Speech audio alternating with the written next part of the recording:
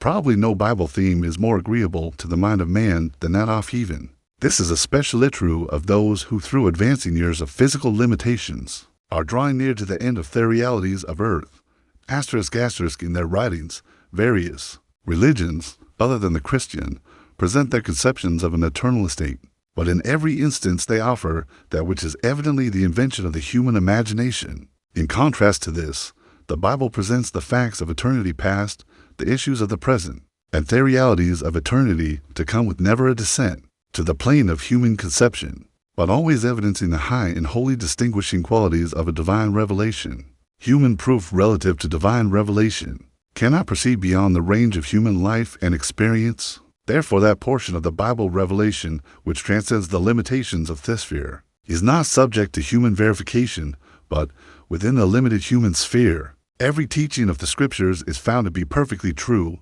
It is therefore reasonable to conclude that all divine revelation is equally true, and that both the eternal estate of the redeemed and the eternal estate of the lost areas, accurately stated in the Scriptures as are the present things of time, though it is not the divine purpose that those who go out of this life shall return. Yet the unseen worlds have not been left without a witness on the statement of the Son of God, whose veracity is unquestionable and who is himself the truth. We know that a certain rich man when he died went to a place of torment, and that a certain beggar when he died went to a place of bliss. Luke 16:19-31. We observe, also, that Christ was as familiar with the unseen as he was with the seen. This was true in his teachings concerning God, John 4:24, John 5:36, 37, 45, John 10:15, 18. Concerning the fallen and unfallen angels, Matthew 20-30, Mark 1:32, 2:34, and concerning the destinies of men, Matthew 5:22, Matthew 25-3446, again. The Apostle Paul was caught up into the highest heaven and heard unspeakable words which, had declared, were not lawful for a man to utter. 2 Corinthians 12:1-4. And long after that experience he testified that to depart and be with Christ is far better. Philippians 1:23. And that he was willing to be absent from the body that he might be present with the Lord. 2 Corinthians 5:8. Added to all this, we have the divinely appointed witness of the Apostle John who, in his Patmos vision, went into heaven's glory and returned with the commission to write for the comfort and encouragement of the servants of the things which he had seen. Thus, since the divine revelation concerning the future state is presented to us by the message of the Son of God and by the testimony of both the Apostle Paul and the Apostle John as eyewitnesses, we are assured of the certainty of every word that has been spoken. We're told that, at death, the believer immediately departs to be with the Lord, and that this estate is far better. Philippians 1:23. And though it is indicated that there is an intermediate body which is from heaven, and which is provided in order that the child of God shall not be unclothed, or bodiless, 2 Corinthians 5:1-4, the glorified body, which is by resurrection, is not given until it is given to all the saved at the coming of Christ. It is the teaching of the Word of God that the future estate of the believer, regarding his own person, is to be one in which he will be conformed to the image of the resurrected Christ in glory. Romans 8:29.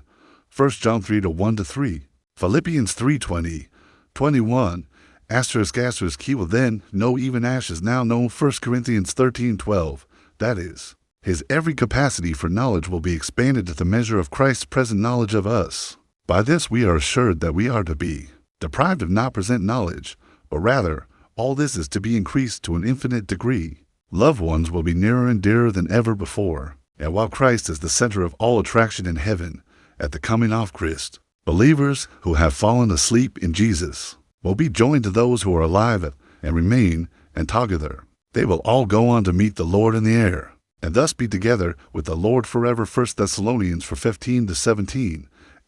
Heaven is a place. John 14:1-3 of surpassing beauty and celestial glory. Revelation 21:1 to Revelation 20:2-7. It is to be inhabited by God, the judge of all, by Jesus, the mediator of the new covenant, by an innumerable company of angels, by the spirits of just men made perfect, and by the general assembly and church of the firstborn. Hebrews 12:22-24. The phrase, the spirits of just men made perfect, doubtless refers to the saints of other dispensations, since the church of the firstborn is obviously limited to the saints of the present age of grace Ephesians 3:3-6. In like manner, Christ stated that there are many mansions in the Father's house, which, we believe, will be occupied. But he has gone to prepare a place for the church, which is his bride, whom he will receive unto himself when it comes again. John 14:1-3. In attempting to portray to the mind of man the glories of the celestial sphere, language has been strained to its limits. Yet we may believe that no considerable portion of that wondrous glory has ever been revealed. Who can comprehend the blessedness that will be experienced by the redeemed in heaven, or that has already come to human hearts in anticipation of that wonderful place? It is characterized as a place of abundant life, 1 Timothy 4:2-8, of rest, Revelation 14:13, of knowledge, 1 Corinthians 13:8-10, of holiness, Revelation 21:27, of service, Revelation 22:3, of worship, Revelation 19:1, of fellowship with God, Revelation 21:3, of fellowship with other believers, 1 Thessalonians 4:18, and of glory, 2 Corinthians 4:17, and God shall wipe away all tears from their eyes, and there shall be no more death, neither sorrow, nor crying, neither shall there be any more pain, for the former things shall pass away.